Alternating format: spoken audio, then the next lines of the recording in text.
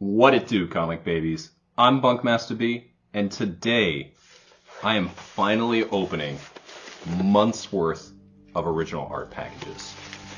So, you guys know, I'm an original art collector, and I had the opportunity over the course of a few months to pick up a number of pieces. These are all coming from Comic-Con art group out of Tennessee, and they were having some pretty incredible deals going on. So these are over the course of, I don't even know how many months at this point, but we have 1, 2, 3, 4 separate original art packages. Each of these has multiple art pieces in them. So why are we talking about it? Let's go check them out.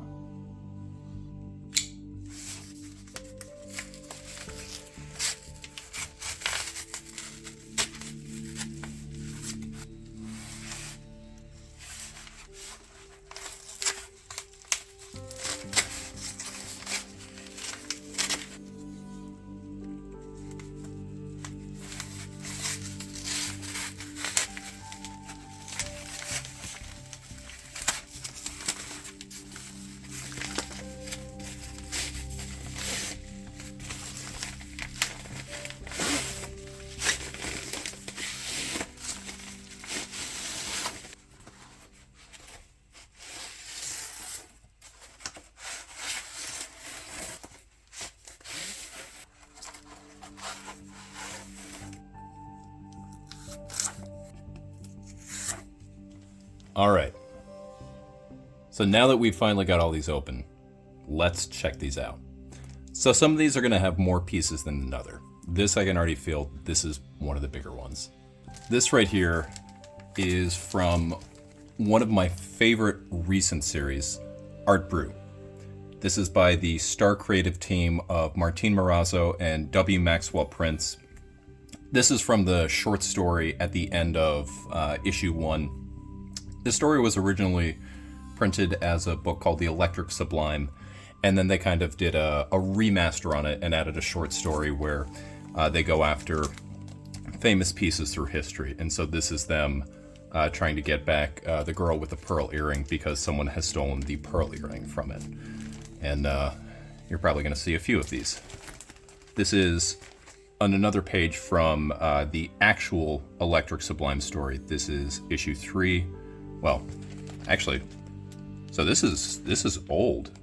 So this is, if you check out right up here, the Electric Sublime. So this is the actual original. So this is a few years old. So I guess they used just the original pages for the new Art Brut, and I guess the only stuff that's new technically for Art Brut is the stuff in the short stories. So very cool. This one is one of my favorite pages right there. You have Arthur just triumphantly, swinging forward with his paintbrush. Love this right here. And you have the Scream character right there from Edvard Munch's The Scream.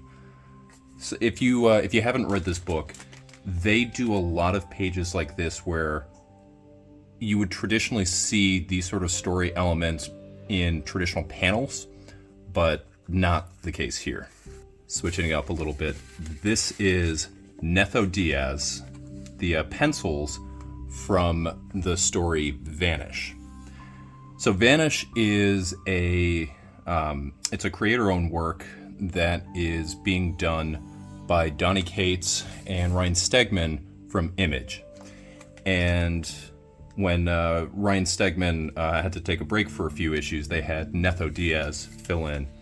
And I think Diaz's pencil work is utterly fantastic. I mean, just look at that creepy head right there.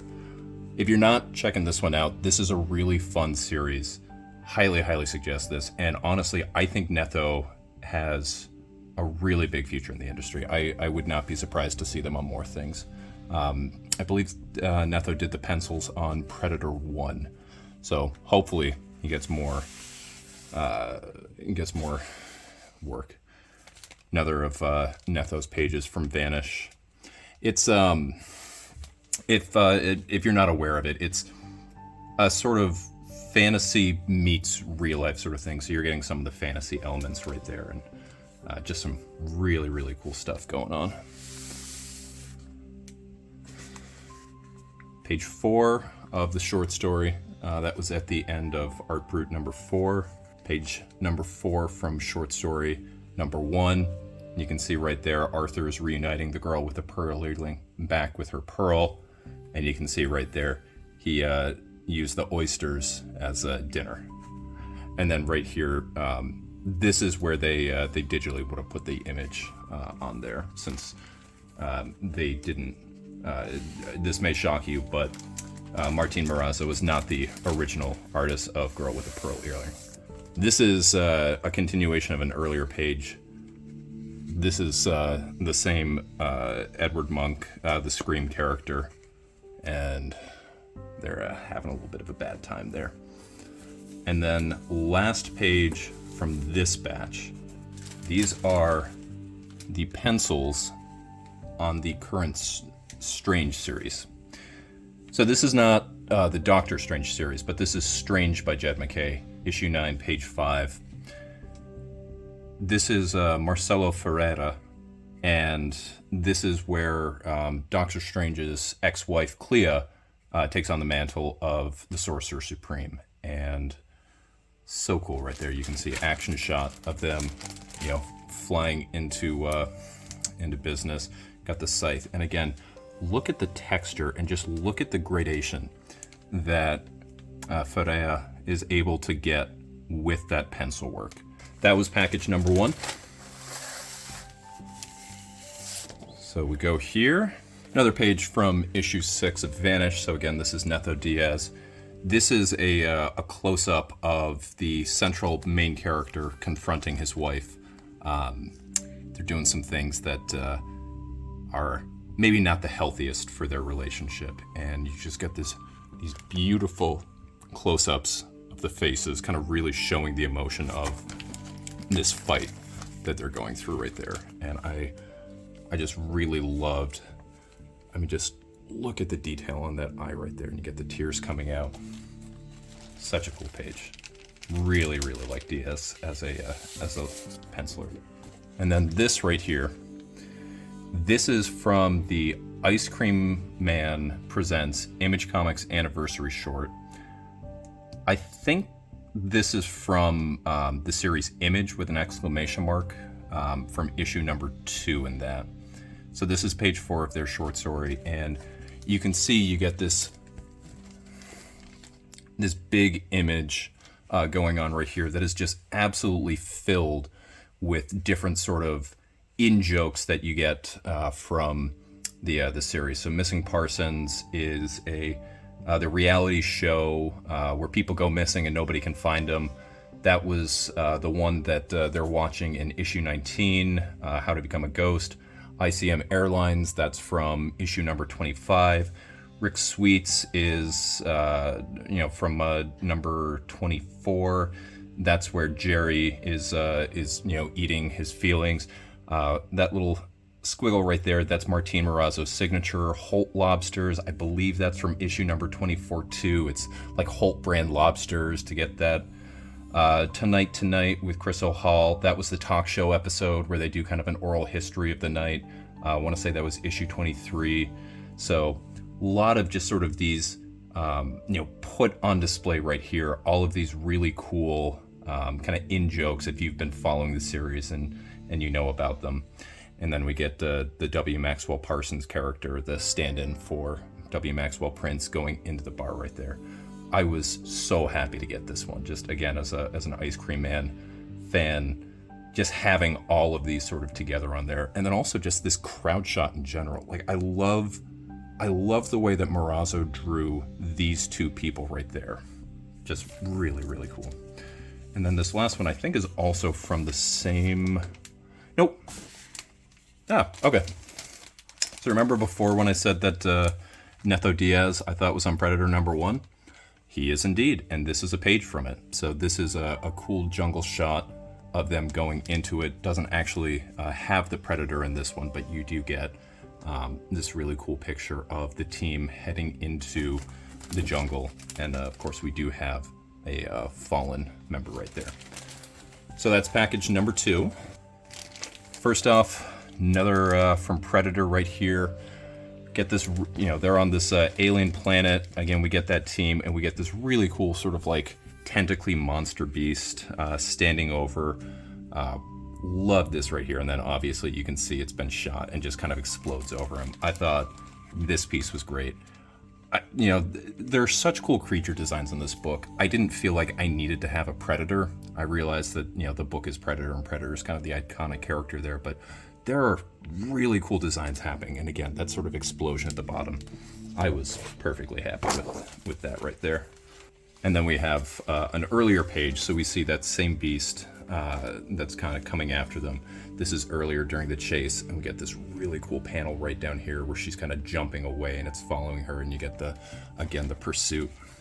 This is an Ice Cream Man 33, and you can see that this guy is not having a good time.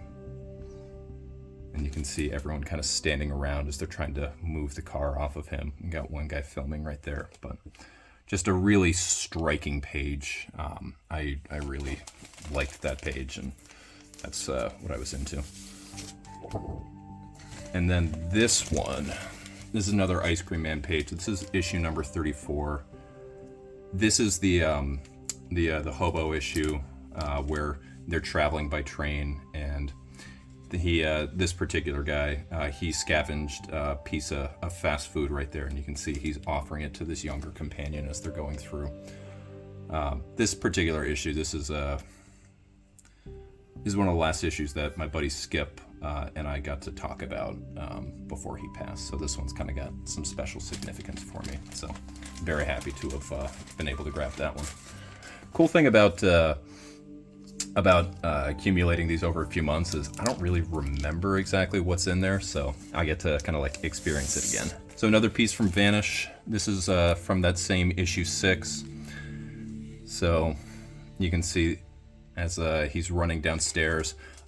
This was my favorite part right there. That panel you can see right there of kicking in the door, and he's coming into the house and it's been ransacked, and get that going out. I thought that was really cool, and I think this series is a ton of fun. I wouldn't say it's one of the best series on stands right now, but it's a Donny Cates book. It's going to be fun. And then our last piece, another crowd shot from Predator number 1. So that's the unboxing here. We'll take it out and kind of group all of them together, and we'll flip through the different series here now. All right, so the last thing that we're going to do here is we're going to take a look at all of the pages grouped together. So we've got Ice Cream Man page from, of course, Martin Morazzo, page 4 from the anniversary special. We have issue number 33, page 17. And then lastly, we've got the issue 34, page number 7, with the exchange of the burger. Moving over to still Martin Morazzo, we've got issue 3, page 19. We've got page number 20, page number 21, Art Brut issue 1 short story, page 1, page number 3, and page number 4. We have over here our one Sol Marcelo Fiera Strange page. And then from Neto Diaz, we have Vanish, issue 6, page number 1, page number 4, page number 6, and page number 14. And then also from Neto Diaz, we have Predator, issue 1, page number 12,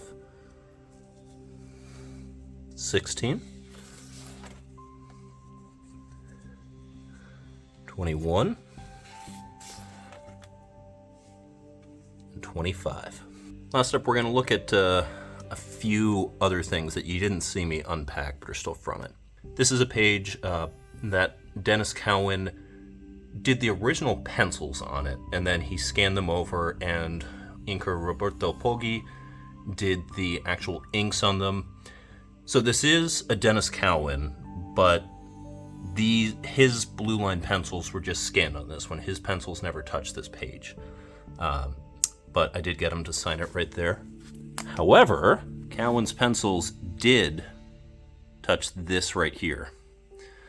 So this is something I got directly from him at the convention. This was a double page spread of his original pencils for a promo that DC ran across all of their comics. And you can see his signature right there and then right there for a Rock the Vote initiative. And so he draws a whole lot of the different characters in there, and also just meaningful moments in history, which I thought was really cool. And it was the only piece of his unfinished pencils that he had. And then last thing we're going to be showing off here, I had to pick up another page from Zoe. So this is one of the pages from It's Lonely at the Center of the Earth. I don't have the exact page number because it's not on here, but there's an image flashing on of it up on the screen right now. So check that out. So that's it. That was my months of original art unboxing. So super cool to do that. I love original comic art, as you guys probably know. But part of the reason why I wanted to show this off is in that particular haul, most of those individual pieces were under $50. Some of them were under 30. There's a kind of idea, and it can be a very right one, that comic art collecting can be exorbitantly expensive. And if you are only going for really big name artists, if you are only looking for just that splash page, that cover that really catches your eye, any of the sort of like big money ones, you can look at the price tag for those and say, no, this is not a hobby for me. I'm priced out of it. Everybody's got a different budget, but as you saw in those pages right there, those were basically all entire panel works with different layouts. But within each of those, there's some kind of element that I absolutely love. And when I'm looking to pick out a page, when I'm looking to purchase it, that's what I'm looking for. What is it about this page that I love? And with each of the ones you saw, they may not have been the biggest and splashiest from that particular issue. Some of them were artists maybe you haven't heard of, but each of those were ones that I loved for one reason or another, and I think you guys probably would too. So, comic art collecting, it's a little bit of a dangerous road to go down, but if you think that that's something you might want to try, take a look around. I bet you can find some more bargains than you may have thought. But that's it for me. Now I want to hear from you. Do you guys collect comic art at all? If not, is it something you think you might want to do in the future? Was there a particular piece that I opened up that you liked more than others? Is there a particular series that I cover that you were into? Any of those things I'd love to hear about. So let me know down below in the comments. But with that, I've been Bunkmaster B. You all have been amazing, and I'll catch you next time. See ya.